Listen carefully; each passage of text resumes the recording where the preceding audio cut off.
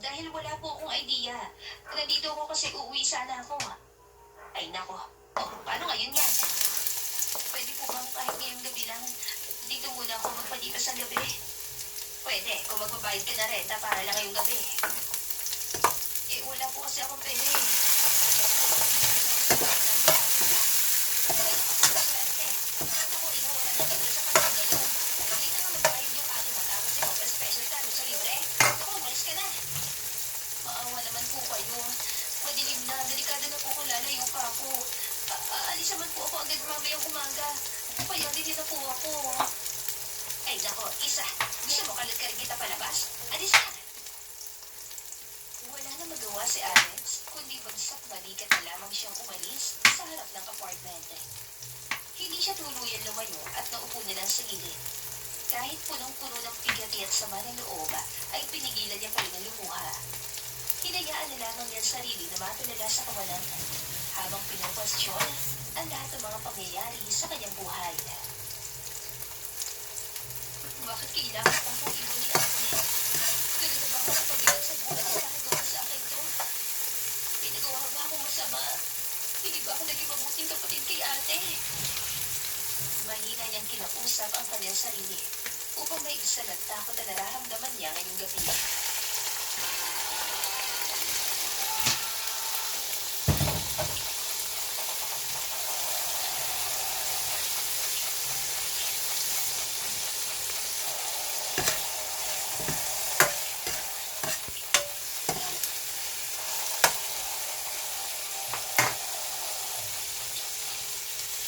Ng takot na nararamdaman niya ngayong gabi.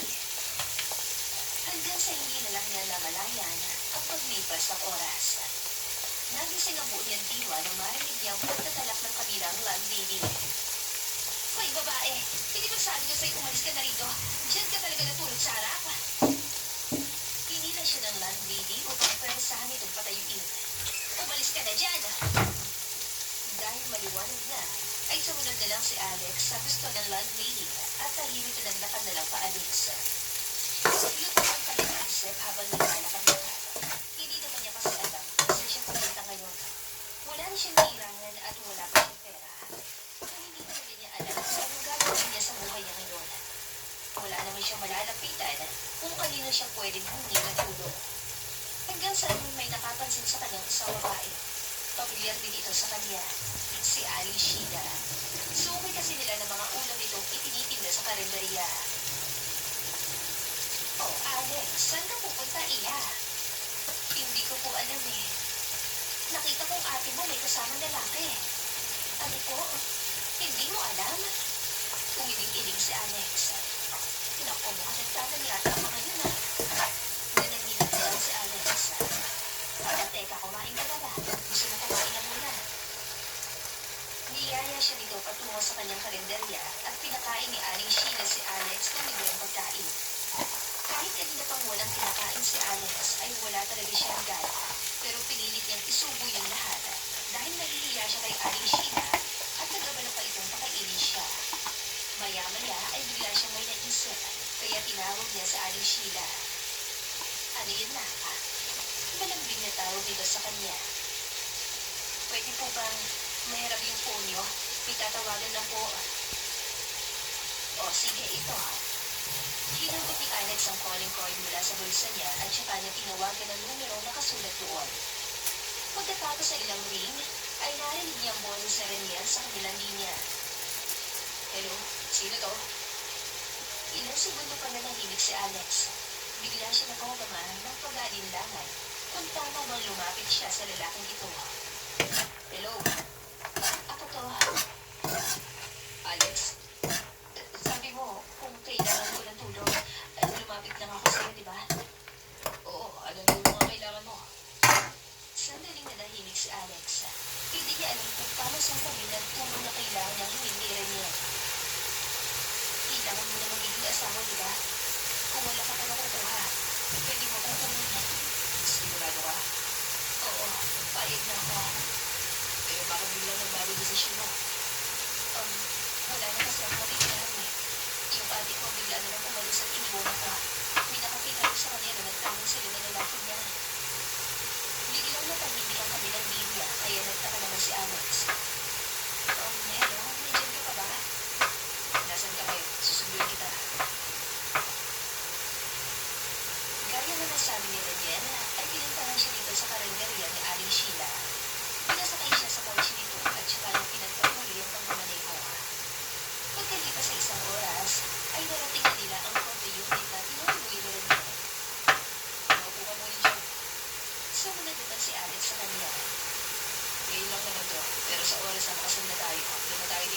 siya na ipinabala sa akin.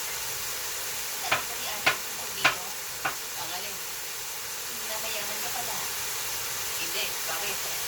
Kumiling-kiling si Alex. Akala ko lang may ideya si ate. Kasi pinagpipilitan niya ako ibento sa'yo.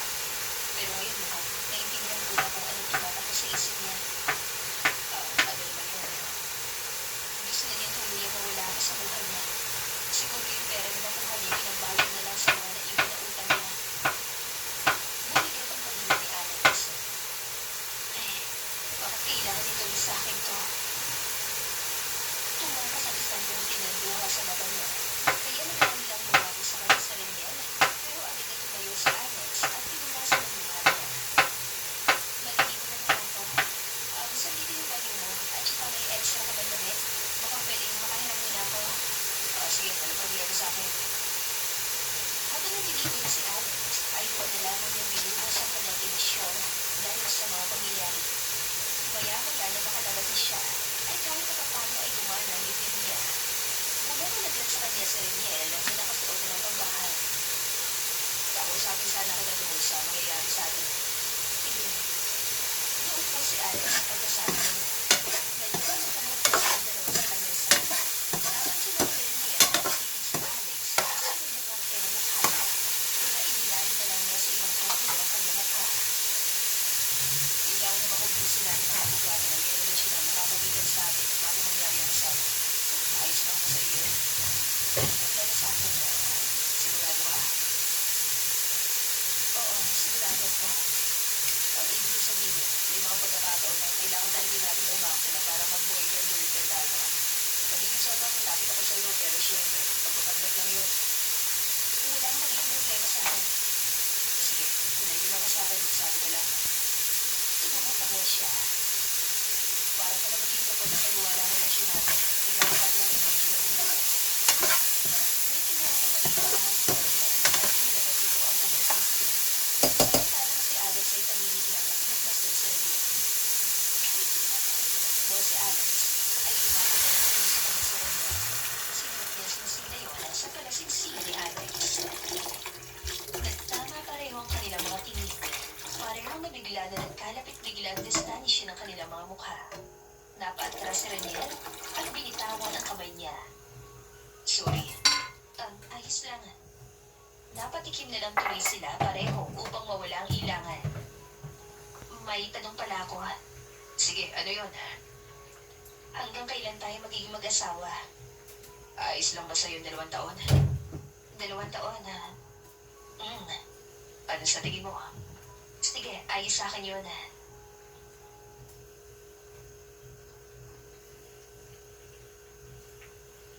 大家好，我 Yun.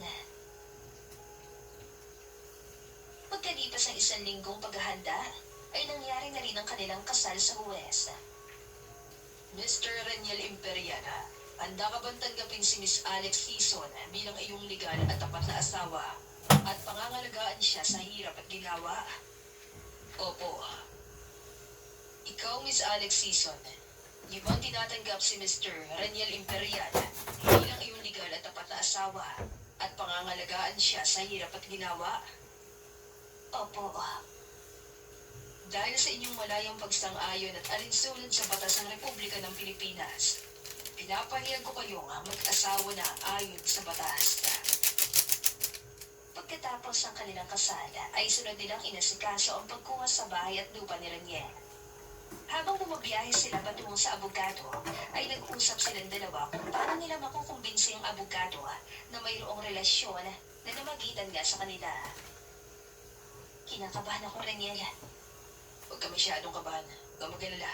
Ako naman ang madalas na magsasalita. Kailangan mo lang makasakay sa akin. Saan ni Reniel sa kanya? At saka nga pala, kapag nasa harap na tayo ng abogado, huwag mo ko tawagin Reniel. Bakit? Hindi tayo magmumukhang bagong kasal. Oo nga, tama ka nga. Ano bang pwede kong itawag sa'yo? Babe? Kadiri, nakakailang naman yun. Napahagalpak naman ang tao si Reniel dahil sa sinabi ni Alex. Basta komportable. Love? Ikaw bahala. Masyado namang common yun. Napangiti naman si Raniel na parang natatawa. Hindi niya akalain na porsigidong mag-isip ng tawagan nila sa isa't isa si Alex. Hinawakan niyang kamay ni Alex sa may suot ang wedding ring nilang dalawa. Bakit hindi na lang mahal para madaling matandaan? Nanahimik naman si Alex at saka naman napagtando ni Raniel ang magkahawak nilang kamay kaya binitawan niya ito. Sorry. Hindi. Wala yun. Sige, mukhang okay na nga yung mahal. Si Raniel naman ngayon ang nagulat nang hinawakan ni Alex ang kanyang kamay. Nang huminto sa sakyan dahil sa traffic, ay napalingon siya sa kanyang tabi. Ngumiti lang sa kanya si Alex, kaya unti-unting sinuklian niya rin ito ng ngiti. Pinisil-pisil ni Raniel ang kamay ni Alex. Salamat talaga, Alex, ha. Napakurap-kurap naman si Alex dahil nabigla siya sa pagiging seryoso nito. Salamat, mahal pala. Kailangan ko na masanay pala para hindi tayo kaduda-duda. Mahinang napatawa na rin si Alex at saka niya binitawan ang kamay ni Raniel at nag-cross arms. Wala yun. Salamat din kasi tinulungan mo ko. Pagkalipas na isang oras ay nakarating na sila sa opisina ng abogado. Good afternoon, Mr. Ibariana. Bali sa kanila ng abogado. Nabali naman natin ito kay Alex na pasimpleng living kiss sa brass ni Raniel. I believe this is Mrs. Ibariana. Yes, Father Lee. Kasama ko yung kasama ko ngayon. Good. As I had mentioned earlier, according to the will of your father, you are required to be married in order to inherit the house and the lot. But since all parties are present, then we will proceed. Pareho napangiti naman sila dalawa sa napagkita ng abogado. Nag-discuss muna ang attorney sa kanila patungkol sa mga bagay na kailangan nilang malaman at saka pinagpirma na ng mga papeles si Raniel. Pagkatapos ay sinamahan sila ng abogado na puntahan ng bahay at lupa na ipinamahan sa kanya. Nang marating sila doon, ay napang nalaman si Alex sa pagkamangha sa ganda ng bahay. Ang style nito ay tila parang makaluma, pero ibig na magmukhang hindi maganda, ay nagbuhabag ng engrade. Parang isang mansyon na tinitirahan ng isang prinsesa sa loob. Ang ganda. Nasabi sa akin, puro kasi mga nasa ibang bansa mga kapatid ko, kaya sa kanila pinamala to. Gusto mo? Napatango-tango naman si Alex. Oo naman. Sabay silang napangiti at muling pinagmasdan ng mansyon. Nang makabalik na sila pareho sa condo unit, ay muling kinausap ni Raniel si Alex. Samantalang si Alex naman, ay kasalukuyang inaayos ng kanyang higaan para sa kanyang pagtulog. Alex na. Nagtataka na palingon si Alex sa kanya. Ano yun? Iipasan ako rin ang papel sa'yo. Sige, walang problema sa akin yun. Kinabukasan ay nagtungo sila sa isang ecstatic clinic na si Alex mismo pumili para kay Raniel. Natigilan naman si Alex na mapansin niya na kahintulang si Raniel sa kanyang kinatatayuan. Sigurado ka na ba dito? Tumungo si Raniel. Sigurado na ako. Gusto kong mawala na to. Hinawa ni Raniel ang sunod niyang mukha. Napatungo-tungo na lang si Alex sa kanya, bigong pagsuporta sa desisyon ni Raniel. Sinamahan niya ito sa loob at nakipag-usap na sila sa isang facial surgeon. Pagkatapos sa ilang dance at mahabang usapan, ay binigyan na ng schedule sa Raniel para sa kanyang surgery. Pagkalipas ng 2 araw, ay bumalik na sila ulit dito para gawin ang pagpapaayos sa mukha ni Raniel. Couchie's Lunchbox Cleaning Hack. Bunnies, problema na rin ba ang greasy powder niyo for kids? Try this easy cleaning hack para spot ang sagad ng powder nila for Couchies. First, at gawin ang pagpapaayos sa mukha ni Raniel. Tumagal yun ng ilang oras at tahimik lang naghintay si Alex sa labas ng operating room. Medyo nakagawa siya ng pagkabahala kung ayos lang ba sa loob si Raniel. Palihim na humihiling siya na sana maging maayos ang operasyon sa kanya. Pagkatapos sa ilang oras sa paghihintay ni Alex, ay nakita nila si Raniel na may bed na pambuong ka. Wala itong mali pa dahil sa anesthesia. Hayaan muna natin na magpahinga si Sir. Hindi lang muna natin siya ng kamalan. Sabi ng doktor at saka na iniwan sila dalawa. 2 taon na lumipas, malaki na naging pagbabago sa buhay ng dalawa. Si Raniel ay isang negosyante. Siya ang CEO ng Imperial Prices Solutions. Samantalang si Alex naman ay isang teaching assistant sa isang university. Kahit na isang milyonaryo ang kanyang asawa, ay nagpatuloy pa rin ito sa paghahanap ng trabaho sa kabutiang palatandaan ay disenteng trabaho inilaan sa kanyang tadhana. Wala pa rin balita si Alex patungkol sa kanyang ate-ani, pero hindi na rin siya nag-abala pa na isipin kung saan ibalit nakarating ang kanyang ate. Simula nang iniwan siya dito ng walang pasabi, ay napagpasya na niyang itakwid ito kahit pa malaki ang naging utang na loob niya dito dahil sa pagpapaaral nito sa kanya. Habang nasa nagigdaan siya ng break, ay nakaisip siya ng text message mula kay Raniel. Ang sabi sa text ay i-check daw ang email na sila nito sa kanya. Napakaganda naman ang kanya noo at dapat tanongin sa kanyang sarili kung tungkol saan naman kaya ang email nito sa kanya. Binuksan niya ang kanyang email account para i-check yun. Isa pa ng invitation yun na naka-soft copy at pinasa lang sa kanya. Tinawagan naman ni Alex si Rain. Ano meron dito? Na-invite ako sa isang charity party event ng isang congressman. Tignan mo kung sino ang asawa ko ng congressman. Bakit? Ano meron? Gaya na ng inutos sa kanya ni Raniel, ay tinignan niya kung anong pangalan ng asawa ng congressman. Ani S. Villarosa. Basa ni Alex sa pangalan. Baka naman na pangalan lang. Naumpema ko na siyang ate mo. Sandaling nanahimik naman si Alex habang tinititigil ang pangalan ng ate niya sa screen. Raniel, tawag ni Alex kay Raniel. Ano yun? Masasama ko sa event. Naging seryosong ekspresyon ng mukha ni Alex nang binabara nila pareho ang tawag. Napapatanong siya kung ano magiging reaksyon ng kanyang ate kapag nagkita sila sa hindi inaasahang pagkakataon. Pagkalipas sa ilang araw ay sumapit ang araw ng mismong event. Nakasuot ang mga matkarang mga tao dahil iyon ang tema ng pagtitipon-tipon ngayon. Maraming tao na dumating na suot-suot ang mga elegante kasuotan. Parinig na rinig na bawat sulong ang pag-uusap at may hihinang tao ng mga bisita. Samantalang si Annie bilang asawa na nagpasimulo ng event ay may mayaya namang hinihilian at kinakamusta ang mga bisita. Hi, hello Annie. Looking gorgeous as ever. Hi, thank you. Aswerte talaga ng asawa mo sa'yo, dear. Gumaganda ka na gumaganda lalo mo. Nang mawala na sa paningin niya ang babaeng tumari sa kanya ay napawi ang ngiti sa kanya dami. Imbes na matuwa siya sa kapuli nito na gumaganda siya lalo, ay gumuhit ang pagbahala sa kanyang mukha. Ang hindi nila alam ay marami siya pangalan sa kanyang mukha upang maitago ang pangit at katotohanan sa likod ng mukhang perpektong relasyon ng mag-asawa. Samantalang nakarating na sa venues na Raniel at Alex, suot-suot nila kanilang mga maskara. Nakasuot ng kulay berdeng vestida si Alex at si Raniel naman ay nakasuot lamang ng puting polo na tinenuhan niya ng itim na blazer at kulay berdeng necktie. Inalalayan ni Raniel si Alex paglalakad dahil medyo nahihirapan ito sa heels na kanyang suot pagdating sa pag-akyat sa mga hagdanan. Nang mapuntan sila sa kanilang makulay ng mga tao, ay agad na mata ni Alex ang kanyang ate. Kahit nakasuot pa ito ng maskara, humigpit ang pagkakakapit ito kay Raniel. Ayos ka lang? Oo, ayos lang ako. Sakto naman napansin sila ni Annie dahil nito naglalakad palapit sa direksyon nila para sana ito ay batiin. Hello, you look familiar ha? I'm sorry, ano ang tanong ninyo? It's nice seeing you here. Nakangiting bati ito sa kanya pero unti-unting napawi ang isa kanyang labi nang katahimikan naman ang ibinigay na suot ng dalawa. Ate, parang pinuhusan ng malamig na tubig si Annie nang marinig niya ang boses si Alex. Napadakuan din niya kay Raniel nang iabot ito ang kanyang kamay sa kanya. Raniel Imperial, baka nakalimutan mo. Raniel, ano ginagawa mo dito? Ikaw, hindi ko naiilang makita nila ang mukha mo pag tinagay niya ang mo. Huwag nila, hindi problema sa akin yun ha. Hinaban nila nila suot niya maskara at napangan lang si Annie nang masilayan niya ang napakaliwang mukha nito. Walang makasok kahit anong sunog sa kanyang mukha. Paano nangyari yun? Naikomento naman ni Annie sa sarili. Sunod naman na nagtanggal ng maskara si Alex. Walang emosyon niyang pinagpasdan ng kanyang ate. Masama ang kanyang loob pero may parte pa rin sa kanya na nakaramdam ng pananabik dahil sa loob ng 2 taon ay ngayon na lang huli ito nakita. Kumusta ka ate? Mukhang magandang buhay mo ngayon ha. Binenta at iwan mo ka para sa mga isang congressman. Nagtipatid ang timpla ng mukha ni Annie pero hindi tulad doon na agad pinapatulad ni Annie sa Alex. May pagdadalawang isip sa mukha nito at parang pinipigilan niya kanyang sarili na pangunahan ng tensyon. Umayos ka, huwag mo ko subukan. Nagsasabi lang ako ng totoo. O baka nalang mali sa sinabi ko. Hindi ba yung kasama mo nagtalo noon? Ang pag-iisip ka dito pag nagsalita ka pa ulit. Gumiti lang masalita si Alex. Maganda nila, wala naman akong balak pahihin ka.